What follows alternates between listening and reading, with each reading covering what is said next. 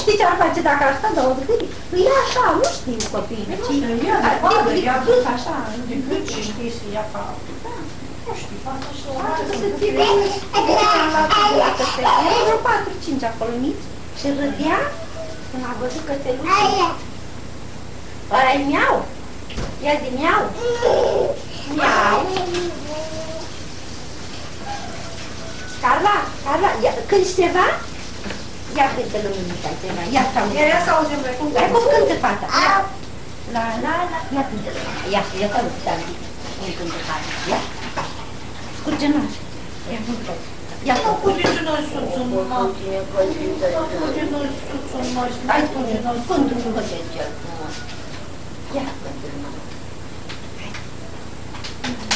Hai cântă mai multă.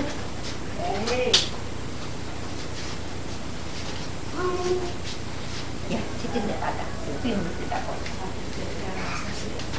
Nu faci capă? Da. Motanu? Motanu? Și bună Mamaia pălea. Ce s-a spart?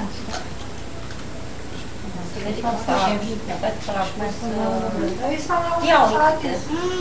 De asta m-am uitat, zic, mă, dar copracul nu prea este. Da. Apeși și cântă. Ia luau ei.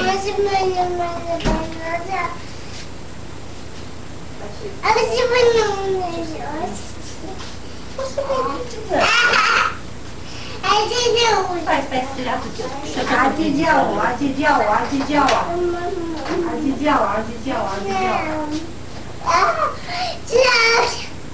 Așa,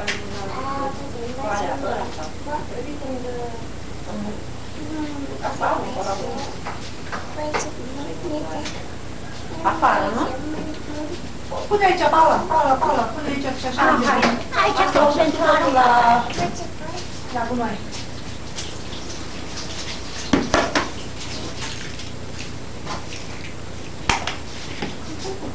Și mai dau un ușor, făcut așa cu pâine.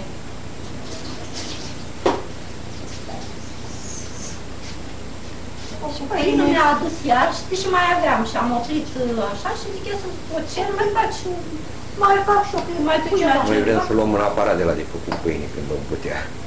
A, din ăla care... Nu știi ce bun e. Ei, nu pe acolo. Auzi, Paula, și că bagi în el, nu trebuie să prevăzut nimica. Bagi în el tot ce trebuie și aș face. Tot. Și alegi cum vrei, ți-o-coacă. Dar noi nu așa, toate. Îi pui ce vrei înăuntru. Dar am pus pâine cu nu știu ce ori, dar știi ce bună este? Este pâine de casă. Dar tu ai untură? Da.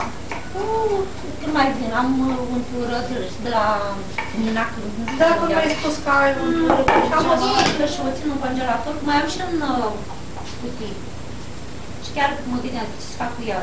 I-am dat și luada, cum ăștia, i-am dat lui Doina. Ai spus luada că bine azi încoace? Nu, că n-am vorbit cu ea.